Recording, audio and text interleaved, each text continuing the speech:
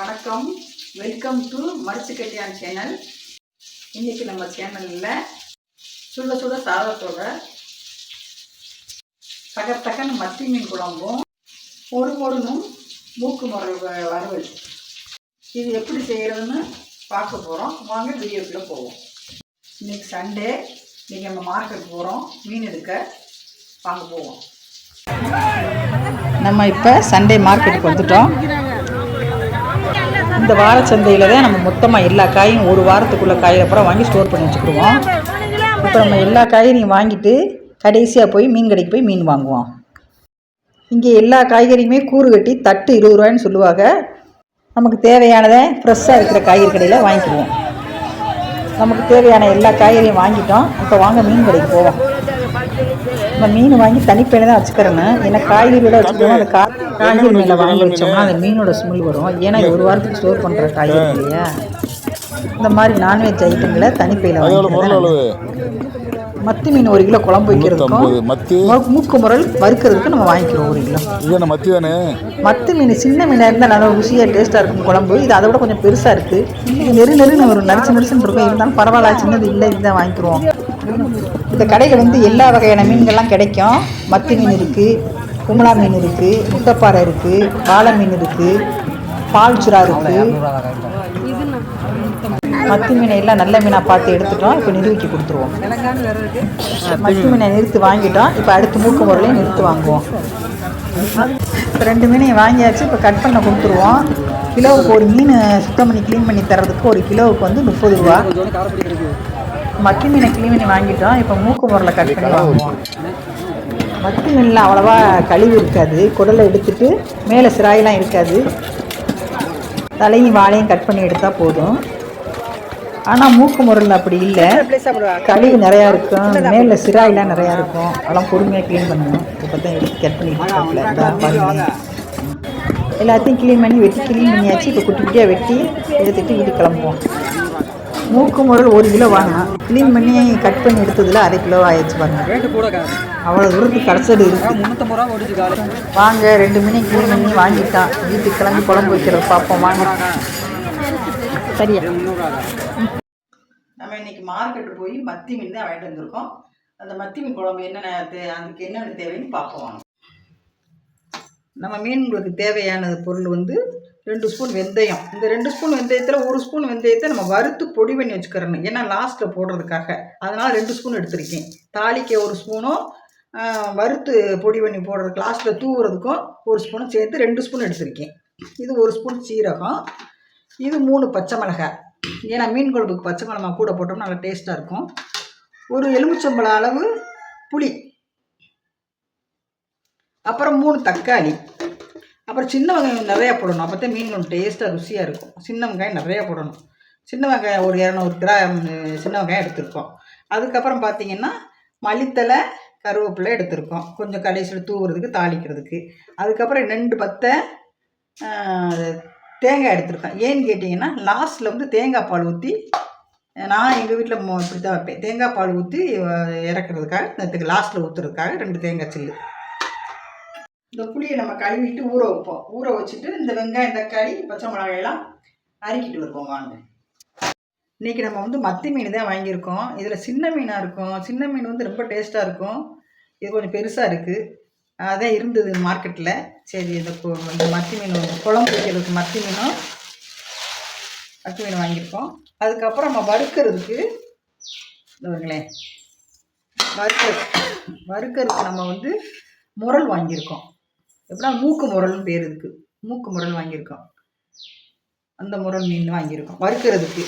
ஏன்னா சின்ன பிள்ளைகளாம் முள் இருக்கும் மத்தி மீனில். குழம்பு ஊற்றிக்கிறோங்க, சாப்பிட மாட்டேங்குதுங்க. அதனால் வறுக்கிறதுக்கு அதுகளுக்கு இந்த மீன் முரல் மீன் வாங்கியிருக்கோம். முரல் மீன் 1 கிலோவும் மத்தி மீன் 1 கிலோவும் வாங்கியிருக்கோம். முரல் மீன் மூக்கு முரல் 1 கிலோ வறுக்கிறதுக்கு, மத்தி மீன் குழம்பு வைக்கிறதுக்கு. வாங்க, இதை க்ளீன் பண்ணிவிட்டு ஃபஸ்ட்டு நம்ம குழம்புக்கு மத்தி மீனை ரெடி பண்ணிடுவோம். இந்த அசடுகளெல்லாம் பெரும்பாலும் மத்தி மீன் அசடுகள்லாம் இருக்காது. உள்ள இந்த குடல் இருக்குங்களா, இதுக்கப்புறம் நீட்டாக சுத்தம் பண்ணிவிட்டு இதை எடுத்துட்டு கழுவுவோம். ஃபஸ்ட்டு ஒன்றா தான் சுத்தம் பண்ணிடணும். இந்த அசடெலாம் லேசாக இருக்காது, ஆனால் மத்தி மீனில் பொதுவாக இருக்காது. இருந்தாலும் நம்ம கைகிட்ட ஒரு சுரண்டிட்டு இந்த உள்ள குடல் அந்த அழுக்கெல்லாம் எடுத்துட்டு அலசி சமைக்கப்போம். இந்த குடல் இருந்துச்சுன்னு பார்த்தீங்களா, கொஞ்சம் கசக்கும் குழம்பு, அதனால் க்ளீன் பண்ணணும். பொதுவாகவே எடுத்துடணும், இது வந்து எல்லாம் சுத்தம் பண்ணி க்ளீன் பண்ணிடணும். அங்கேயும் ஓரளவு நல்லா க்ளீன் பண்ணி கொடுத்துட்டாங்க. இருந்தாலும் நம்ம வீட்டில் வந்து நல்லா சுத்தம் பண்ணாதான் நல்லாயிருக்கும், கவுச்சி வச்சு அடிக்காது. அடுத்து நம்ம மத்தி மீனை நம்ம அலசிட்டோம், நல்லா அலசிட்டோம். இதில் மஞ்சத்தூள் போட்டு இன்னும் அலசணும்.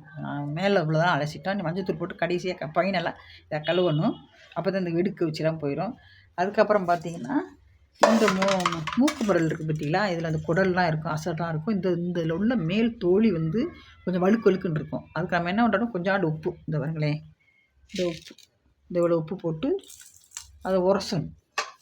இது இப்படி உரசணும். அது உரசி இப்படி உரசணும். நல்லா சட்டியில் வச்சு உரசணும். அந்த வழுக்குன்னு இருக்கு பார்த்தீங்களா, அது உரம் காணாமல் போயிடும். அந்த வலுவழுப்பு போயிடும். அதோட நம்ம மஞ்சத்தூள் போட்டு அந்த மஞ்சத்தூள் போட்டு கழுவி எடுத்துக்கிற வேண்டியதுதான். முரல் மீனில் கழிவு நிறையா இருக்கும். உள்ளே வந்து கசடு, அந்த கருப்பு கசடு இருக்குது பார்த்தீங்களா, அது நிறையா இருக்கும். அதனால தான் இப்படி எடுத்துடணும். ஒன்றுனா நல்லா எடுத்து க்ளீன் பண்ணி உப்பு போட்டு உரசும் போது இந்த வழுப்புலாம் போயிடும், கருவழுப்புலாம் போயிடும். உப்பு போட்டோம். இப்போ இந்த இப்படி உரசணும்.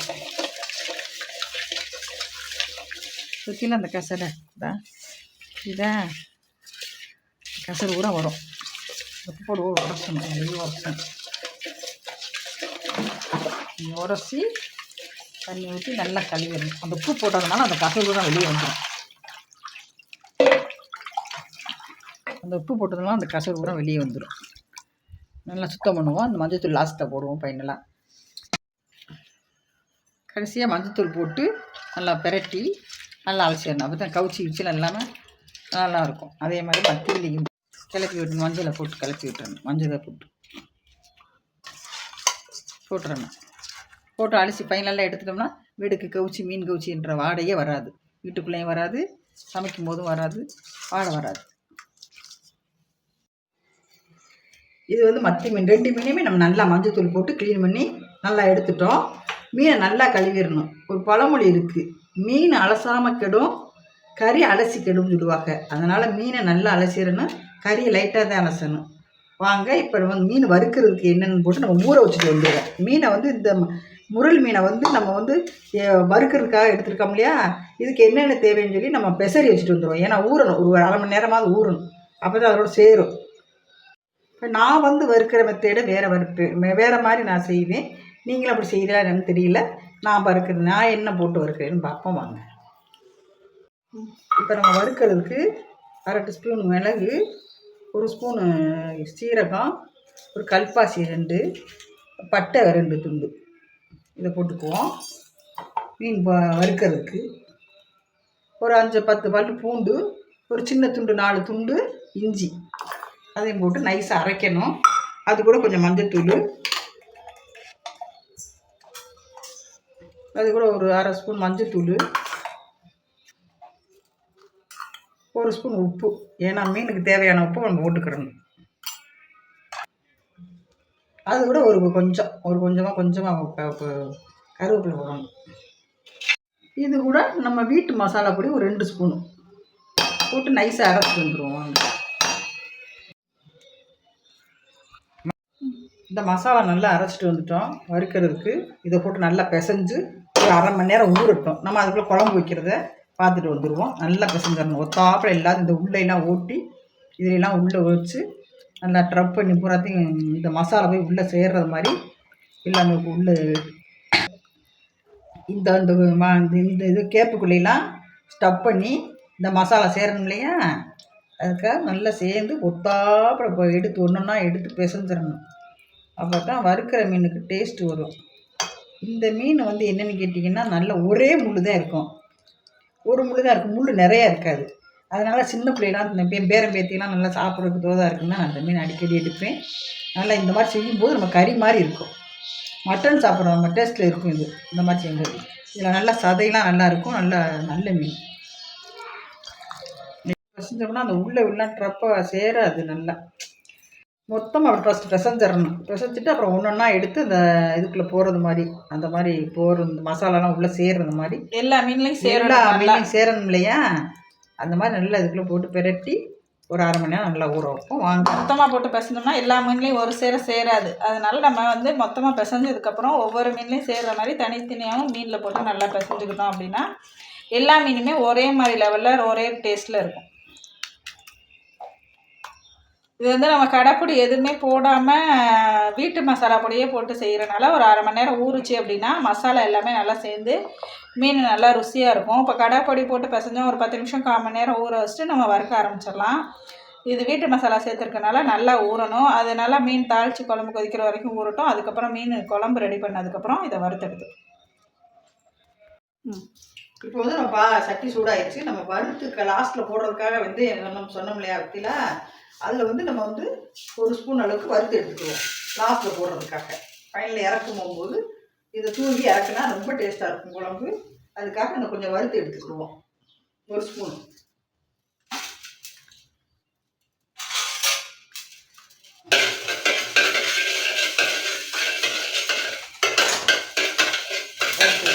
இந்த மாதிரி வெந்தயத்தை நல்லா பொரித்து எடுத்து போட்டோம், பொடி பண்ணி போட்டோம் அப்படின்னா கடைசியாக குழம்பு பொரிச்சதுக்கப்புறம் தூவி இறக்கணும் அப்படின்னா குழம்பு நல்லா வித்தியாசமான டேஸ்ட்டில் நல்லா வாசனையாக இருக்கும்.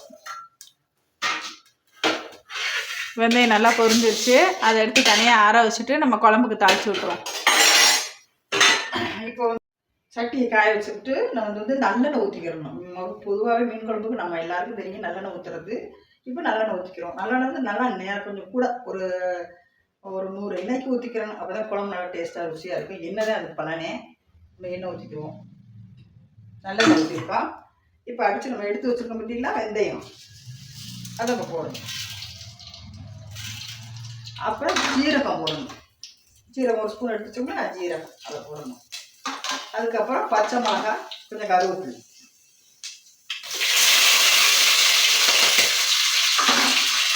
கிண்டிட்டு நறுக்கிட்டு காட்டு எடுத்துட்டு இப்போ வந்து நம்ம வந்து நறுக்கி வச்சு சின்ன வெங்காயம் அறுக்கி வச்சுக்கோம். அப்படியே அதை போடணும். நல்லா வெங்காயம் எவ்வளவுக்கு வதங்குதோ அவ்வளவுக்கு குழம்பு நல்லா ருசி இருக்கும். எல்லா குழம்புமே வெங்காயம் வதங்கி போட்டோம்னா வெங்காயம் நல்லா செவக்க வறுத்ததுனாலே குழம்பு கொஞ்சம் நல்லா டேஸ்ட்டாக இருக்கும். நல்லா வதங்கட்டும். அதுக்கப்புறம் தக்காளி போடுவோம். வெங்காயம் நல்லா வதங்கிக்கிட்டு இருக்கட்டும். அதுக்குள்ளே நம்ம தேங்காய் அரைச்சி பால் எடுத்துகிட்டு வந்துடுவோம். வந்து கட் பண்ணி வச்சுருக்கோம் இல்லையா தக்காளி, அதை போட்டு கொஞ்சம் லைட்டாக உப்பு போட்டு உப்பு கொஞ்சம் தக்காளி வதங்கிறதுக்கு உப்பு போட்டு நல்லா வதக்க விடுவோம். நல்லா தக்காளி வந்து உப்பு சேர்த்தோம் அப்படின்னா கொஞ்சம் சீக்கிரம் வதங்கிடும். தக்காளி நல்லா வதங்கிடுச்சு. நம்ம ஃபைனலாக எடுத்து வச்சுருக்கோம்னா கொஞ்சம் பூண்டு அதை நச்சு நல்லா அம்மியில் வச்சு நல்லா நச்சு வச்சு அதையும் போட்டு சிம்மில் வச்சு நல்லா கொஞ்சம் நேரம் அந்த பச்சை வர அளவுக்கு வதக்கணும். வந்து நம்ம வீட்டிலே அரைச்சி வச்சோம்ல மசாலா, அதை வந்து நம்ம வந்து 4-5 ஸ்பூன் போடுறோம். 4-5 ஸ்பூன் போடுவோம். ஏன்னா காரசாரமாக இருக்கணும் இல்லையா மீன் குழம்பு, அதனால் நம்ம ஒரு 5 ஸ்பூனாவது போடணும். ஏன்னா நம்ம வீட்டு மிளகாத்தூள் தான் நல்லா போட்டு தாங்கும். மீன் 1 கிலோ மீனுக்கு ஏற்ற மாதிரி நம்ம போட்டுக்கணும் மிளகாத்தூள். ஆமாம், நம்ம மீன் எடுத்து 1 கிலோ மீன் வாங்கியிருக்கோம் இல்லையா, அந்த மீனுக்கு ஏற்றாப்புல போட்டு இந்த எண்ணெயிலே நல்லா வதங்கட்டும். நல்லா இந்த எண்ணெயிலே இந்த மசாலாவும் சேர்ந்து எண்ணெய் பிரிஞ்சு வர வரைக்கும் நல்லா வதங்கட்டும்.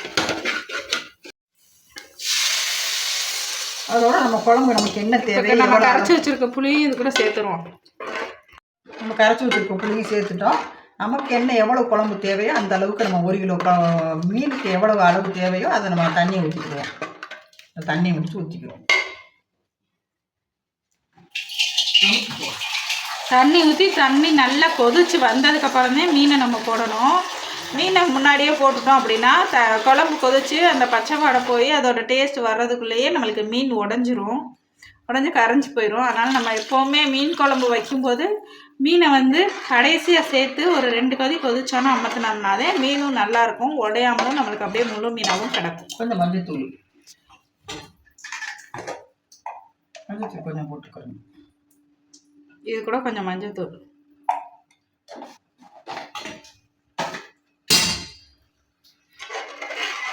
கொதிக்கட்டும். வாங்க, குழம்பு நல்லா தளதளன்னு கொதிச்சிருச்சு. இப்போ வந்து நம்ம எடுத்து வச்சுருக்கோம் இல்லையா கழுவி மீனை, அது ஒன்றா போடுவோம். ஒன்றா சேர்க்கணும். மசாலாவோடையெல்லாம் போயிடுச்சு. இப்போ ஒன்றா சேர்த்து விடுவோம். இந்த வறுக்கிற மீனில் இருந்த மண்டை அது வறுக்க முடியாது, அது இதில் போடுறோம். ஒன்றா எடுத்து இப்போ மீன் குழம்பு வைக்கும்போது சட்டி வந்து கொஞ்சம் பெருசாக இருக்கணும். நல்லா அகலமான பாத்திரமா இருந்தால் தான் மீன் வேகிறதுக்கு நல்லா ஃப்ரீயாக இருக்கும். அதனால் நம்ம ஒன்றா சேர்க்கும்போது மீன் ஒன்று மேலே ஒன்று போட்டோம் அப்படின்னா அப்படியே உடஞ்சிரும். மீன் ஒன்று வேகும், ஒன்று வேகாது. வெந்த மீனெல்லாம் சீக்கிரம் உடஞ்சிரும். அதனால் பாத்திரம் வந்து நல்லா விஸ்தாரமாக இருந்தால் மட்டும்தான் நம்ம மீன் குழம்புக்கு வந்து நல்லாயிருக்கும். சேர்த்துட்டோமா, நம்ம மீனை சேர்த்துட்டோம்னா கொஞ்சம் அந்த மீனுக்கு உப்பு வேணும்ல, அந்த மீனோட உப்பு சேரணும் இல்லையா, அதனால் கொஞ்சம் உப்பு அந்த மீனுக்கு சாப்பிட்றதுக்காக கொஞ்சம் உப்பு போட்டுட்டு ஒரு லைட்டாக ஒரு கிண்டு இந்த மீன் வந்து அந்த குழம்புல உள்ள மூழ்கணும்ல, அப்போ தானே வேகும். அதனால் நம்ம லைட்டாக அதை உள்ள அமுக்கி மூடியை போட்டு மூடிடுவோம். இப்போ வந்து நல்லா குழம்பு கொதிச்சிருச்சு. நல்லா பாருங்க, இப்போ எண்ணெய் பிரிஞ்சு நல்லா வந்துருச்சு. இப்போ எண்ணெய் பிரிஞ்சு நல்லா வந்துருச்சு. இப்போ நம்ம எடுத்து வச்சுருக்கோம் பார்த்தீங்களா, நுணுக்கி வச்சுருக்கோம் பார்த்தீங்களா, பட்டு போல் வெந்தயம் எடுத்து வச்சுருக்கோங்களா, அதை கடைசி தூவுறோம். லைட்டாக தூவிட்டு கருவேப்பிலை போடுறோம். கருவேப்பிலையை போட்டுட்டு அந்த நம்ம எடுத்து 2 சில்லு தேங்காய் சில்லு வச்சுருக்கோம் பார்த்தீங்களா, அதை நம்ம சேர்க்க தேங்காய் பாலை சேர்க்குறோம். தேங்காய் பாலை சேர்த்து லைட்டாக ஒரு குழம்பு நல்லா கொதிச்சு எண்ணெய் பிரிஞ்சு வந்துருச்சு.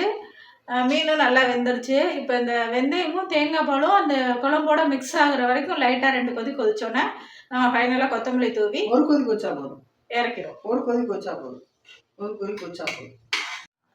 இப்போ நல்லா எல்லாம் எண்ணெய் பிரிஞ்சு வந்துருச்சு. நம்ம போட்ட தேங்காய் பால், ஊற்றின தேங்காய் பால், வெந்தயம், கருவேப்பிலை எல்லாம் சேர்ந்து சூப்பரான மத்தி மீன் குழம்பு ரெடி ஆகிடுச்சு.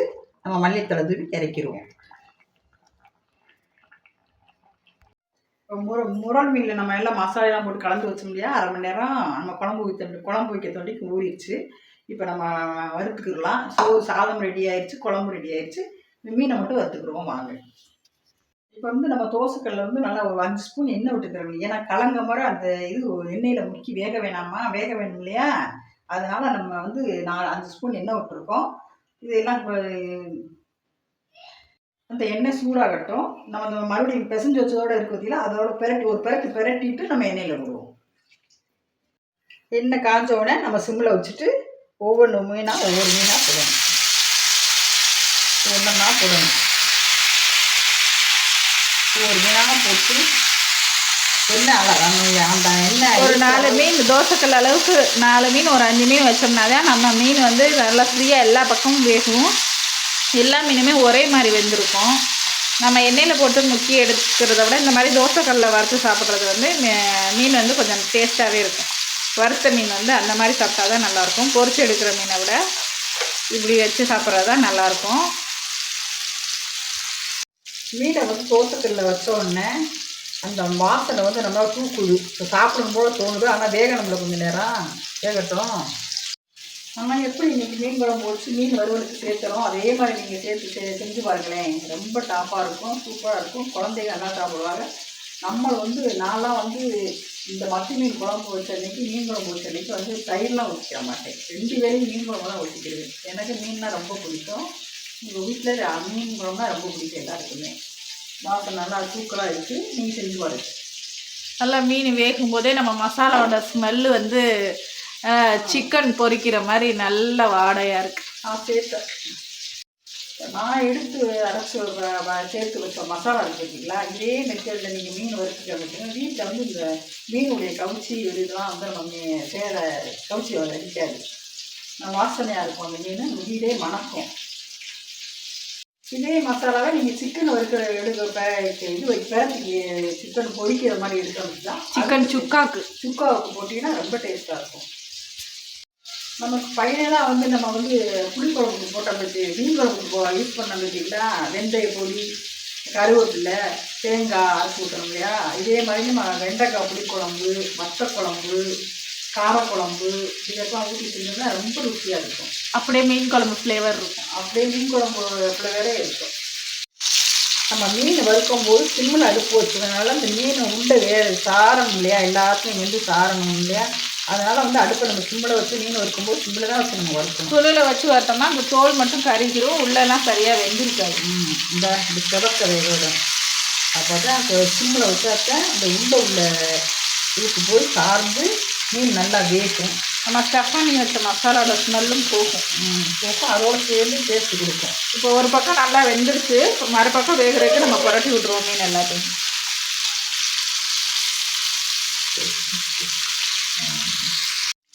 சைடு பரட்டி போட்டோம். இப்போ இந்த மாதிரி பரட்டி போடணும். இந்த சைடில் பரட்டி போட்டுட்டேன். இந்த மாதிரி இந்த பக்கம் வேகணும். இந்த சைடு வேணும் இல்லையா, அதனால் இந்த சைடு பரட்டி இப்படி பரட்டி. நம்ம நகர மீன் மத்தி மீனுனா 2 பக்கம் புரட்டி போட்டு வறுத்தா போதும். இந்த மாதிரி பீஸ் போட்ட மீன் வந்து 4 பக்கம் புரட்டி போட்டு வேக விடணும். அப்போ தான் எல்லா பக்கமும் நல்லா கிறிஸ்பியாக வெந்திருக்கும். பரட்டி போடணும்.